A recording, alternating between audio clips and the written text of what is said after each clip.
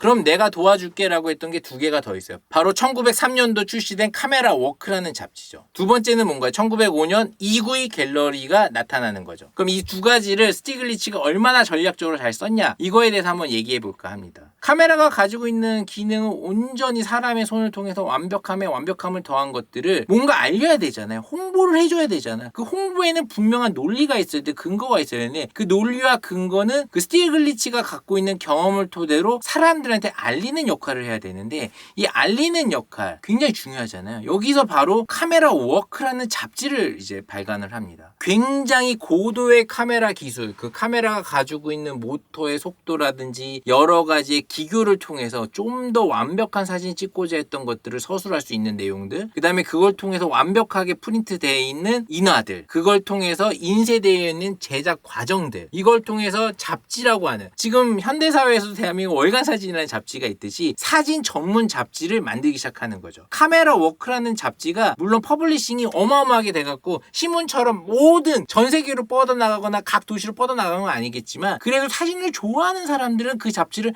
본 거죠. 그래서 카메라 워크라는 잡지를 보면 이 사진이 가지고 있는 딥한, 완벽한, 완성도 높은 이미지에 대한 고퀄리티를 볼 수 있기 때문에 그걸 볼 때마다 이거는 진짜 예술이구나.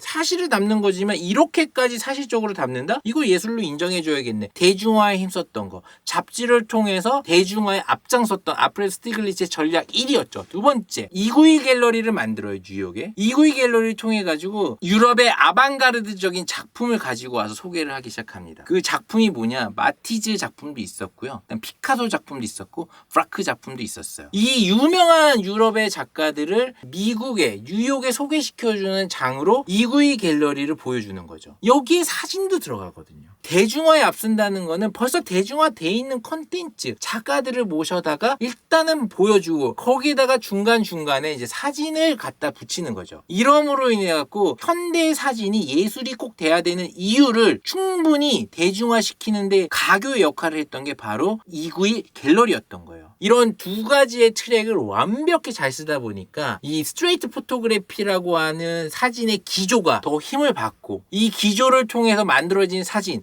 F64라는 그룹의 작가들의 왕성한 활동 역시도 이 알프레드 스티글리츠의 사진 분리파 운동에 힘을 더해주죠. 기본적으로 알프레드 스티글리츠의 작품은 1893년으로 알고 있는데, 이 사진이 가지고 있는 증기라든지 마차의 느낌이라든지 뭔가 수증기 같은 느낌의 어떤 회화주의적인 사진을 했던 이 스티글리츠가 1907년 아주 정점을 찍는 사진 한 장이죠. 3등 선실, 타이타닉처럼 이민자를 탄 배의 하층 갑판을 찍은 사진이죠. 굉장히 어떻게 보면 어떤 계급에 대한 부분을 보여줬지만 이 사진 분리파 운동의 아주 초석이 되는 사진이라고 볼 수 있는 이 3등 선실, CG적으로 그 당시의 사회적인 분위기를 보여주지만 굉장히 완벽한 이미지로서 재해석되면서 이 사진 자체가 예술로서도 충분히 매력적인 사진이다. 스티글리츠는 EQ 발란트라고 하는 구름 같은 느낌을 찍은 사진도 있고요. 조지 오키프하고 살다 보니까 여성을 찍은 사진도 있고, 어떤 섬세함을 찍었지만 마지막에 이제 추상 사진 쪽으로도 이제 단계를 높여가는 부분이 보이지만, 이 스티글리츠 자체를 보면 작가로서 유명한 작품은 한두 점 있겠지만 그것보다는 사진계를 이끈, 어떻게 보면 현대 사진, 미국의 사진의 시초를 만든, 사진이 가지고 있는 고유한 특성만으로도 예술이 될 수 있다라는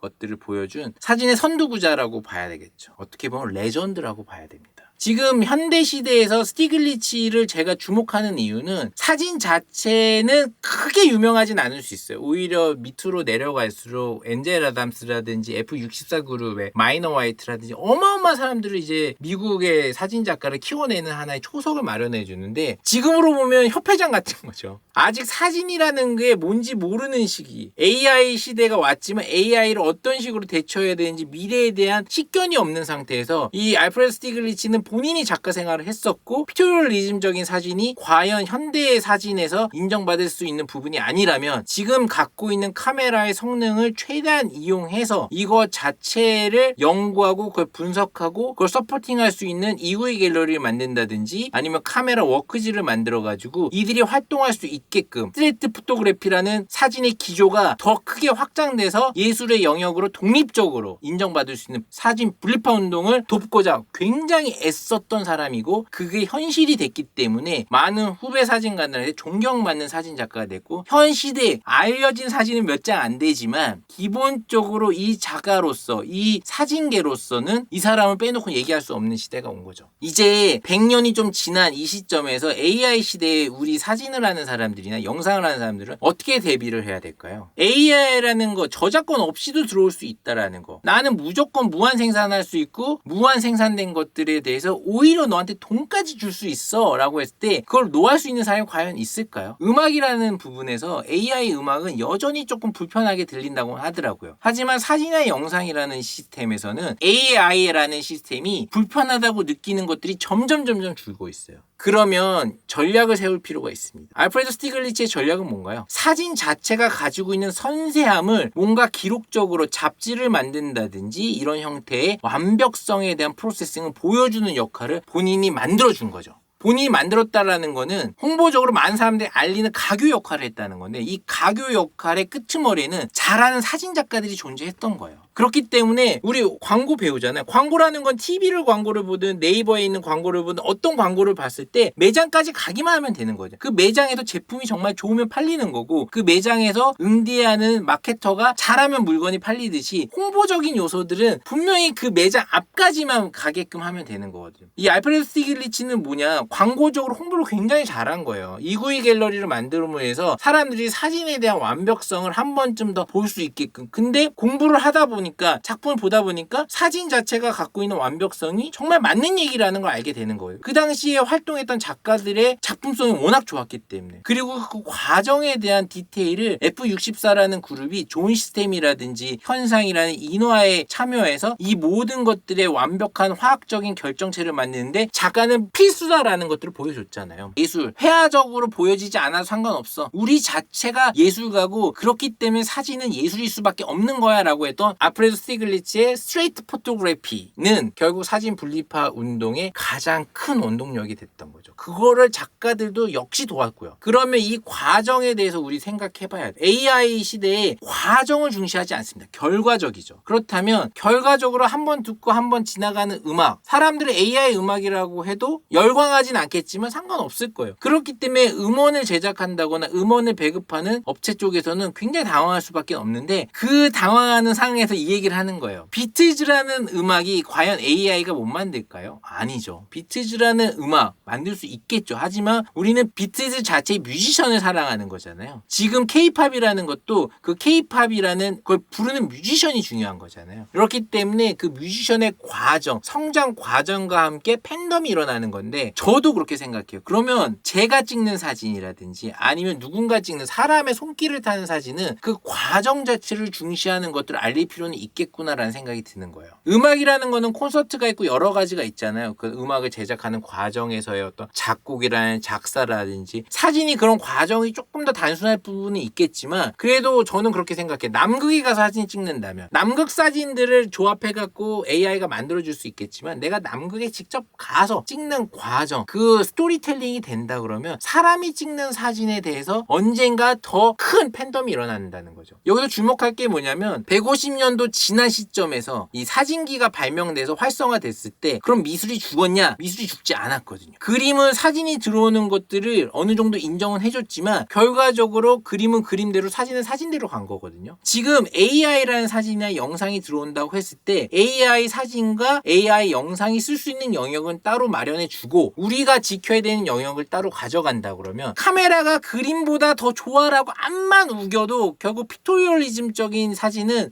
사장됐잖아요. 그 당시에 사람들이 인정을 안 했잖아요. 왜냐? 그 과정과 스토리가 없기 때문에 픽토리얼리즘을 가지고 있는 회화주의적 사진은 1800년도 후반이나 1900년도 초반에 인정을 못 받았거든요. 다시 얘기해가지고 AI라는 사진도 지금 당장은 카메라로 찍은 사진 보다 훨씬 더 완성도가 높을 수 있어요. 하지만 우리가 손으로 직접 찍는 이 카메라로 찍는 이 과정, 포토샵이나 이런 과정도 어떻게 보면 현대사회에서 사람의 손길이 필요한 부분이 있거든요. 기계적인 부분이라고는 해도 사람의 손길이 닿는 부분과 사람의 손길이 닿지 않는 부분에 대한 영역을 충분히 가이드를 준다 그러면 이 사진 분리파 운동처럼 나름대로 사람이 하는 영역에 대한 예술적인 부분이라든지 상업적인 영역을 보호하고 나머지 부분들은 AI 시장에 넘긴다면 이 부분 부분에 있어서 사진이 가지고 와야 되는 기조라든지 예술적인 상황은 상업적인 상황은 계속해서 바뀌겠지만 우리는 알프레드 스티글리츠가 얘기한 사진 분리파 운동처럼 뭔가 AI 시장과 사람이 하는 시장, 겹치는 시장에서 분리를 할 수 있는 부분에 대한 가이드가 필요하다는 겁니다. 이번 강의를 좀 정리해 보면 1800년도 중반에만 해도 카메라라는 것들이 활성화가 되면서 회화를 몰아내기 위해서 컨텐츠들이 본물처럼 나왔다고 봐요. 이게 컨텐츠라는 게 지금 시대에 와서만 AI 때문에 우리는 너무 많은 컨텐츠 때문에 당황스럽고 우리의 삶에 너무 많은 피해가 올 것 같지만 또 그거를 안 볼 수가 없잖아요. 음악 감독님도 그래요. 본인의 회사는 AI로 인해서 굉장히 당황하지만 저희한테 돈을 주고 의뢰할 때는 편집을 좀 AI로 돈 좀 쓰면서 해주면 안 될까라고 하는 부분에서 나름대로 필요에 의할 때는 AI에 대해서 요구를 하는 거죠. 하지만 내 시장에 AI가 들어오는 거는 싫은 거고 사람의 입장이나 기업의 입장이나 별반 다르지 않을 거라고 봐요.